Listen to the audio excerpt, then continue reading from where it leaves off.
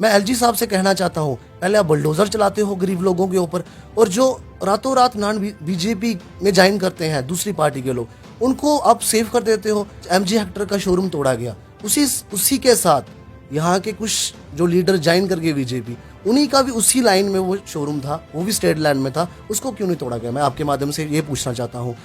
कुछ लीडर जिनके hotel water वाडी पे हैं, उनके ऊपर एक्शन क्यों नहीं लिया गया? वो इसलिए नहीं लिया गया क्योंकि वो रातों रात बीजेपी ज्वाइन कर गए। जो नॉन बीजेपी के लोग थे, चाहे उनकी छोटी दुकानें थी, घर थे, उनको तोड़ा गया केंद्र सरकार ने। आप यहाँ पे लोगों को बोलते हो कि जिनको 15 साल यहाँ रहते हो गया, उसको आप मालिकाना हक देते हो।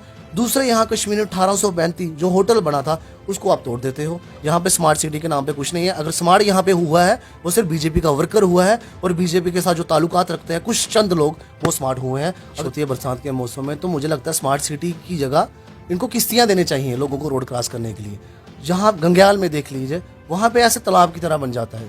सिटी में देख लीजिए, आप कनाल रोड में देख लीजिए, वहाँ पे ऐसे लग जाता है कि यहाँ पे तालाब की तरह है, और लोगों को किश्तियाँ दीजिए लोग एक जगह से दूसरी जगह जाने के लिए। एक साइड हमारे प्राइम मिनिस्टर जी बोलते थे इलेक्शन के टाइम, अब मुझे वोट दो, मैं 100 दिन में काला धन वापस लाऊंगा, और यहाँ पे जितना भी गरीब आवाम है उसके खाते में 15-15 लाख रुपए आएगा। आप ही के होम मिनिस्टर कहते हैं ये जुमला था, आप अपने ही प्राइम मिनिस्टर को गलत साबित करने में लगे हैं। तो यहाँ पे आपकी बात को कौन सुनेगा? दूसरे दिन आप मन की बात सुनाते हैं। यहाँ पे लोगों के आपने वोल्डोज करने के लिए कोई कसर नहीं छोड़ी। दूसरा, आप प्रॉपर्टी टैक्स लगाते हैं। 2 साल पहले गवर्नर साहब ही बोलते हैं कि प्रॉपर्टी टैक्स नहीं लगेगा, अगर ये लेगा तो म्यूनसिपलिटी देखेगी। लेकिन आप खुद यहाँ पे आपके ऑफिस से बयान निकलता है कि प्रॉपर्टी टैक्स लिया जाएगा। मैं आपको ये पूछना चाहता हूँ कि जब आर्टिकल एब्रोगेट हुआ, तब यहाँ पे 1 साल से ऊपर नेट बंद रहा। रिचार्ज लोगों ने वही करवाए जिसमें नेट का बेनिफिट मिलता था, लेकिन वो रिचार्ज, वो डाटा, वो कहाँ गया? मैं जी आपके माध्यम से पूछना चाहता हूँ, वो डाटा कहाँ गया? लोगों को सिर्फ बात करने के लिए, कॉल करने के लिए सिर्फ वो रिचार्ज लोगों ने किया, लेकिन उसमें डाटा भी था, वो डाटा कहाँ गया? केंद्र सरकार ने यहाँ पे नेट को बंद रखा, नेट की फैसिलिटी को वो यूज़ नहीं कर पाए जम्मू कश्मीर के लोग। कि बीजेपी के लीडर हैं बाबा चंचल, उन्होंने महबूबा मुफ्ती जी का पुतला जलाया और डंडे बरसाए उस पुतले के ऊपर। पहली बात है, मैं उनको जानता नहीं। दूसरी बात, अगर आपने बोले डंडे बरसाए, देखिए आज जम्मू कश्मीर में गलत को गलत बोलने वाले को मूर्ख कहा जाता है, जो बीजेपी के दफ्तर से निकलती है बात। नमस्कार दोस्तों, आप देख रहे हैं जम्मू परिवर्तन और मैं आज लाथिया। एक बात बहुत चर्चा में है, जब बयान आया हमारे एलजी मनोज सिन्हा जी का, आपने भी सुना होगा, अगर हम आईफोन रख सकते हैं, अगर हम नेट रिचार्ज करवा सकते हैं, उसके बाद बहुत सारी बयानबाजी हमारे सामने आई।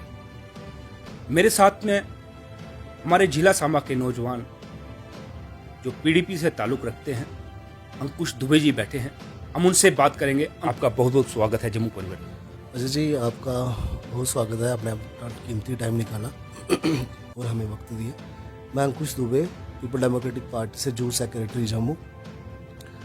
आज जो आपने बात की प्रॉपर्टी टैक्स की, आज जो स्टेट इतनी गुर्बत में है, इतनी गरीबी में है, और रातों रात हमारे स्टेट के ऊपर एक एक्सपेरिमेंट किया जाता है। जम्मू कश्मीर एक रिसर्च लेबोरेटरी बना के रख दी है केंद्र सरकार ने, और हर दिन कुछ नए से नया टैक्स जम्मू कश्मीर के अवाम के ऊपर लगाया जाता है। अब ये लाते हैं प्रॉपर्टी टैक्स, और गवर्नर साहब का कल ही बयान सुना, उन्होंने बोला कि अगर कोई आईफोन रख सकता है, गेम के लिए डाटा यूज़ कर सकता है, डाटा इस्तेमाल कर सकता है मैसेज भेजने के लिए, तो प्रॉपर्टी टैक्स क्यों नहीं दे सकता? मुझे ये बताइए कि डाटा इस्तेमाल या रिचार्ज बंदा अपने पैसों से करवाता है। मैं आपको ये पूछना चाहता हूँ कि जब आर्टिकल एब्रोगेट हुआ, तब यहाँ पे 1 साल से ऊपर नेट बंद रहा। रिचार्ज लोगों ने वही करवाए जिसमें नेट का बेनिफिट मिलता था, लेकिन वो रिचार्ज, वो डाटा, वो कहाँ गया? मैं जी आपके माध्यम से पूछना चाहता हूँ, वो डाटा कहाँ गया? लोगों को सिर्फ बात करने के लिए, कॉल करने के लिए सिर्फ वो रिचार्ज लोगों ने किया, लेकिन उसमें डाटा भी था, वो डाटा कहाँ गया? रिचार्ज उतने का था, लेकिन उसमें डाटा का बेनिफिट नहीं मिला क्योंकि केंद्र सरकार ने यहाँ पे नेट को बंद रखा, नेट की फैसिलिटी को वो यूज़ नहीं कर पाए जम्मू कश्मीर के लोग। एक वो स्कैम। दूसरी बात प्रॉपर्टी टैक्स की। आज आर्टिकल एब्रोगेट के बाद यहाँ पे जम्मू कश्मीर को तहस नहस कर दिया केंद्र सरकार ने। उसके बाद कोविड आता है, लोग बेचारे वहाँ से निकलते हैं और कोविड की जंजीरों में फंस जाते हैं। वहाँ पे इतनी गुर्बत हो जाती है, जो प्राइवेट बिजनेस, प्राइवेट काम करने वाला, वो काम उसका बंद हो जाता है, उसकी रोजी रोटी बंद हो जाती है। इतने इंडस्ट्री यूनिट यहाँ पे बंद हो जाते हैं। मुझे ये बताइए गवर्नर जी, उसको रोटी आप देंगे, रविंदर रैना जी देंगे, या होम मिनिस्टर अमित शाह जी देंगे? देखिए, जे रियासत महाराजा गुलाब सिंह जी ने खरीदी, उन्होंने कभी इसका जिक्र नहीं किया। उसके बाद यहाँ पे कहीं शासन आए, राजा के शासन आए, उन्होंने कभी कर के लिए बात नहीं की, क्योंकि ये दबी कुचली स्टेट थी, यहाँ पे गरीब अवाम लोग रहते थे। उन्होंने, महाराजा हरि सिंह ने चाहते थे कि यहाँ के लोगों को इस तरह से एम्पावर, किस तरह से बूस्ट किया जाए। लेकिन यहाँ की जो नई सरकार है, ये चाहती है कि यहाँ के लोगों को दबाया जाए, यहाँ के लोगों के ऊपर एक्सपेरिमेंट किया जाए। हर दिन नया से नया एक्सपेरिमेंट किया जाता है और यहाँ के लोगों को दबाने की पूरी कोशिश की जा रही है। मैं एलजी साहब से कहना चाहता हूँ, पहले आप बुलडोज़र चलाते हो गरीब लोगों के ऊपर, और जो रातों रात नॉन बीजेपी में ज्वाइन करते हैं दूसरी पार्टी के लोग, उनको आप सेव कर देते हो। आज एमजी हेक्टर का शोरूम तोड़ा गया, उसी के साथ यहाँ के कुछ जो लीडर ज्वाइन कर गए बीजेपी, उन्हीं का भी उसी लाइन में वो शोरूम था, वो भी स्टेट लैंड में था, उसको क्यों नहीं तोड़ा गया? मैं आपके माध्यम से ये पूछना चाहता हूँ। कुछ लीडर जिनके होटल वाटर वाडी पे हैं, उनके ऊपर एक्शन क्यों नहीं लिया गया? वो इसलिए नहीं लिया गया क्योंकि वो रातों रात बीजेपी ज्वाइन कर गए। जो नॉन बीजेपी के लोग थे, चाहे उनकी छोटी दुकानें थी, घर थे, उनको तोड़ा गया केंद्र सरकार ने। आप यहाँ पे लोगों को बोलते हो कि जिनको 15 साल यहाँ रहते हो गया, उसको आप मालिकाना हक देते हो। दूसरे यहाँ कश्मीर में 1835 जो होटल बना था, उसको आप तोड़ देते हो। आप एक ही बात के दो पहलू की तरह बातें करते हो। एक साइड हमारे प्राइम मिनिस्टर जी बोलते थे इलेक्शन के टाइम, आप मुझे वोट दो, मैं 100 दिन में काला धन वापस लाऊंगा और यहाँ पे जितना भी गरीब आवाम है उसके खाते में 15-15 लाख रुपए आएगा। आप ही के होम मिनिस्टर कहते हैं ये जुमला था। आप अपने ही प्राइम मिनिस्टर को गलत साबित करने में लगे हैं। तो यहाँ पे आपकी बात को कौन सुनेगा? दूसरे दिन आप मन की बात सुनाते हैं। यहाँ पे लोगों के आपने बुलडोज करने के लिए कोई कसर नहीं छोड़ी। दूसरा, आप प्रॉपर्टी टैक्स लगाते हैं। 2 साल पहले गवर्नर साहब ही बोलते हैं कि प्रॉपर्टी टैक्स नहीं लगेगा, अगर ये लेगा तो म्यूनसिपलिटी देखेगी। लेकिन आप खुद यहाँ पे आपके ऑफिस से बयान निकलता है कि प्रॉपर्टी टैक्स लिया जाएगा और ज़बरदस्ती लिया जाएगा। मुझे ये बताइए अजय जी, यहाँ पे इतनी अमीरी नहीं है जी। मेट्रो सिटी लाइक जैसे चंडीगढ़, जैसे दिल्ली, इस तरह की स्टेट नहीं है। यहाँ पे बहुत गुर्बत है। लेकिन अंकुश जी, जैसे चंडीगढ़ में हम जाते हैं, कितनी सारी आप सड़कें देखते हैं, फैसिलिटी देखते हैं, कितनी बढ़िया फैसिलिटी है। क्या जम्मू में वो स्मार्ट सिटी जैसा माहौल बन पाया अभी तक? देखिए, मैं आपको बताता हूँ, बरसात के मौसम की बात है। यहाँ पे जब बारिश होती है बरसात के मौसम में, तो मुझे लगता है स्मार्ट सिटी की जगह इनको किश्तियाँ देने चाहिए लोगों को रोड क्रॉस करने के लिए। जहाँ गंग्याल में देख लीजिए, वहाँ पे ऐसे तालाब की तरह बन जाता है। सिटी में देख लीजिए, आप कनाल रोड में देख लीजिए, वहाँ पे ऐसे लग जाता है कि यहाँ पे तालाब की तरह है और लोगों को किश्तियाँ दीजिए लोग एक जगह से दूसरी जगह जाने के लिए। यहाँ पे स्मार्ट सिटी के नाम पे कुछ नहीं है। अगर स्मार्ट यहाँ पे हुआ है, वो सिर्फ बीजेपी का वर्कर हुआ है और बीजेपी के साथ जो ताल्लुकात रखते हैं कुछ चंद लोग, वो स्मार्ट हुए हैं। अगर गरीब आवाम के पास पहुँचा है तो वो सिर्फ केंद्र सरकार की तरफ से दुआ पहुँचा। पिछले दिनों एक वीडियो चर्चा में रही, अभी भी चल रही है। मैं देख रहा था कि बीजेपी के लीडर बाबा चंचल, उन्होंने महबूबा मुफ्ती जी का पुतला जलाया और डंडे बरसाए उस पुतले के ऊपर। पहली बात है, मैं उनको जानता नहीं। दूसरी बात, अगर आपने बोले डंडे बरसाए, देखिए आज जम्मू कश्मीर में गलत को गलत बोलने वाले को मूर्ख कहा जाता है, जो बीजेपी के दफ्तर से निकलती है बात। आज आपको गलत के खिलाफ बोलने का राइट नहीं। आर्टिकल 90 बोलता है expression to freedom of speech. आज यहाँ पे कल की बात है, किसी गवर्नमेंट मुलाजिम ने कोई कमेंट किया, उसको सस्पेंड किया गया।